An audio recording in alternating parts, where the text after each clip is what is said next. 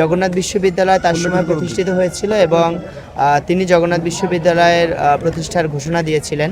গতকালকে আপনারা জানেন যে জগন্নাথ বিশ্ববিদ্যালয়ের কেন্দ্রীয় শিক্ষার্থী সংসদ নির্বাচন হয়েছে। আলহামদুলিল্লাহ শিক্ষার্থীরা মনে করেছে যে আমাদেরকে বিজয় করলে আমরা তাদের জন্য বেশি কাজ করতে পারবো। এই জায়গা থেকে আল্লাহ তাআলার রহমতে আমরা এই দায়িত্ব পেয়েছি আলহামদুলিল্লাহ। আমরা আজকে বেগম খালেদা জিয়া শুধুমাত্র বাংলাদেশের প্রধানমন্ত্রী এমনটা নয়, তার আর একটা আমাদের কাছে গুরুত্বপূর্ণ যে জগন্নাথ বিশ্ববিদ্যালয় তার সময় প্রতিষ্ঠিত হয়েছিল এবং তিনি জগন্নাথ বিশ্ববিদ্যালয়ের প্রতিষ্ঠার ঘোষণা দিয়েছিলেন, যার কারণে তিনি আমাদের কাছে আরেকটু বেশি গুরুত্বপূর্ণ। আমরা নির্বাচিত হওয়ার পরে আমরা চিন্তা করেছি যে আমাদের কর্তব্য আজকের দিনটা আরও আনন্দের হতেন এবং আমরা মনে করি তিনি জীবিত থাকলে তিনি আমাদেরকে তার কাছে ডেকে নিতেন এবং টানা তৃতীয়বার অর্জন করেছে দেশের সেরা সুপার ব্র্যান্ড স্বীকৃতি বসুন্ধরা টিস্যু।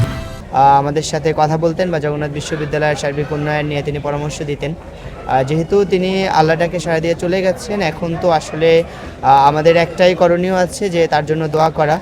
আমরা দোয়া করি তিনি যেভাবে অন্যায়ের বিরুদ্ধে সংগ্রাম করেছেন, গণতন্ত্রের জন্য সংগ্রাম করেছেন এবং জালিমের বিপক্ষে দাঁড়িয়েছেন, আল্লাহ তাআলা তাকে শাহাদাতের মর্যাদা দান করুন এবং জগন্নাথ বিশ্ববিদ্যালয়ের জন্য তিনি যে অবদান রেখেছেন, জগন্নাথ বিশ্ববিদ্যালয়ে যে হাজার হাজার শিক্ষার্থী পড়াশোনা করে, আমরা সবসময় তার জন্য দোয়া করি, আমরা তাকে ধারণ করি।